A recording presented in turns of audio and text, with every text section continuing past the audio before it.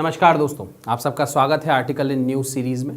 इस सीरीज़ के अंदर हम एक आर्टिकल लेते हैं और उसको डेप्थ में समझने की कोशिश करते हैं। This helps you a lot in your upcoming prelims examination. Prelims के अंदर काफ़ी सारे कॉन्स्टिट्यूशनल प्रोविजंस पूछे जाते हैं। पॉलिटी के करीब 15 से 20 सवाल आते हैं और जो प्रोविजंस कॉन्स्टिट्यूशन के न्यूज़ के अंदर होते हैं, there is a high probability they can be asked in the prelims examination. तो हम ऐसे कुछ कॉन्स्टिट्यूशनल प्रोविजंस या कॉन्स्टिट्यूशनल आर्टिकल्स जो न्यूज़ में हैं उनको लेकर डिस्कस करते हैं। रोज एक आर्टिकल इस तरह का आता है दोस्तों, तो मेरे साथ बने रहिए इस सीरीज़ में। और आज का जो इंपॉर्टेंट आर्टिकल है वो है आर्टिकल 164। अब आप सबको पता होगा कि थोड़े समय पहले in an unfortunate event, in an unfortunate accident I would say, the deputy chief minister of Maharashtra, उनकी डेथ हो गई। और अजीत पवार जी, इनकी जो वाइफ हैं सुनित्रा पवार, अब उनको डेप्यूटी चीफ मिनिस्टर बनाया गया है महाराष्ट्र स्टेट का। तो दोस्तों कुछ तो कॉन्स्टिट्यूशनल बैकिंग या कॉन्स्टिट्यूशनल प्रोविजन होगा। किस कॉन्स्टिट्यूशनल प्रोविजन के चलते ऐसा किया गया है उसके बारे में डिस्कस करेंगे, और वो आर्टिकल है article 164 of the Indian constitution. तो दोस्तों 164 ऑफ द इंडियन कॉन्स्टिट्यूशन, इसको समझने के लिए आपको थोड़ा सा आर्टिकल 163 पर भी ध्यान देना होगा।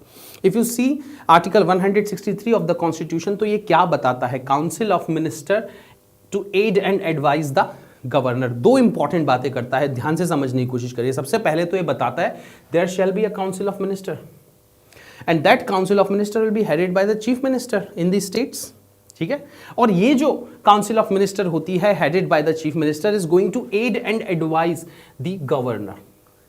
Similar formula is applied at the central level. There is a council of minister which is going to, and that council of minister at the central level is headed by the prime minister which aids and advises the president. तो एक nominal head है और एक real head है। अब real head यहाँ पे कौन उभर के आ रहा है? पार्लियामेंट्री फॉर्म ऑफ गवर्नमेंट में अगर आप ध्यान से देखेंगे तो सेंट्रल लेवल पर it is the prime minister and the council of minister, और स्टेट लेवल पर अगर आप देखेंगे तो council of minister headed by the chief minister, they are the real head. Nominal head कौन है? स्टेट्स में it is the governor, central level पर इट इज द प्रेसिडेंट।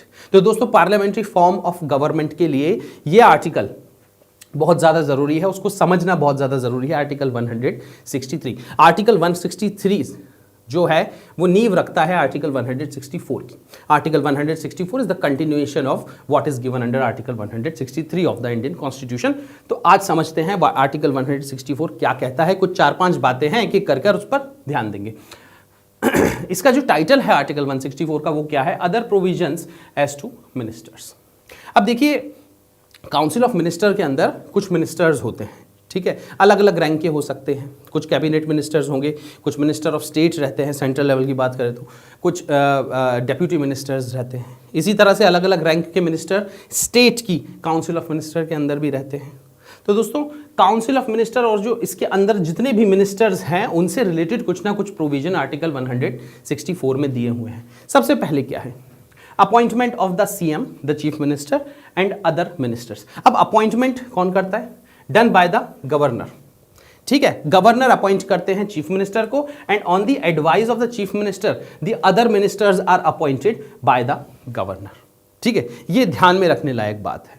जब चीफ मिनिस्टर अपॉइंट कर दिए जाते हैं गवर्नर द्वारा, तो on the advice of the chief minister the other ministers who are going to be the part of the council of minister are appointed by the governor.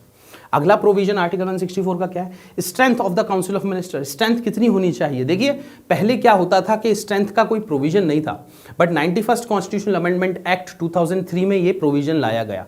15% of the total strength of the state legislature. State legislature जितना भी बड़ा है उसके 15% maximum capacity, और ये 15% के अंदर आपके chief minister, deputy chief minister, other kind of minister, cabinet minister सब कुछ आ जाएंगे। 15% से ऊपर नहीं होने चाहिए दोस्तों। 15% is the maximum strength. 15% of what? State legislative assembly, not the state legislative council. याद रखिएगा, हर एक स्टेट में इंडिया में लेजिस्लेटिव काउंसिल नहीं है। इंडिया में सिर्फ 6 ऐसे स्टेट हैं जिसमें लेजिस्लेटिव काउंसिल है। अब कौन कौन से ऐसे स्टेट हैं मेरे को कमेंट सेक्शन में आप लिखकर बताइए। स्टेट लेजिस्लेटिव असेंबली की 15% मैक्सिमम तक स्ट्रेंथ होगी काउंसिल ऑफ मिनिस्टर्स की, which will include the chief minister and other cabinet ministers also.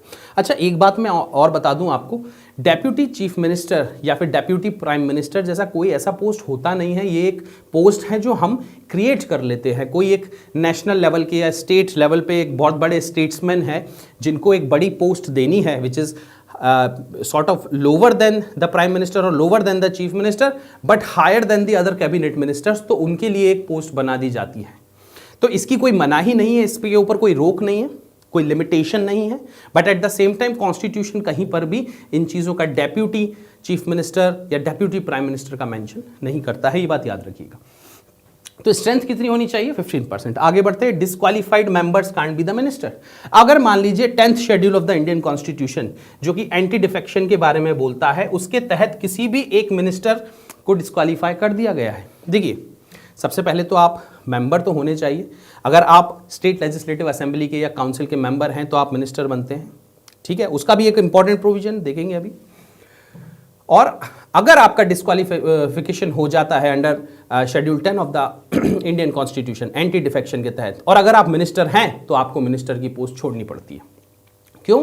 क्योंकि you cease to be the member of the house, you cease to be the member of the state legislative assembly, तो आपको minister की post भी छोड़नी पड़ती है दोस्तों। तो अगर आपका डिस्क्वालिफिकेशन हो जाता है 10th शेड्यूल के अंदर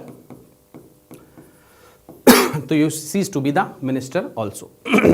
अब एक जो नेक्स्ट प्रोविजन है जो आर्टिकल 164 में दिया हुआ है, is about the collective responsibility. दोस्तों, collective responsibility is the basic feature of the parliamentary form of government. जो काउंसिल ऑफ मिनिस्टर होती है, they are responsible to the state legislative assembly for all the acts they are doing, they are controlled in one और the other way by the state legislative assembly.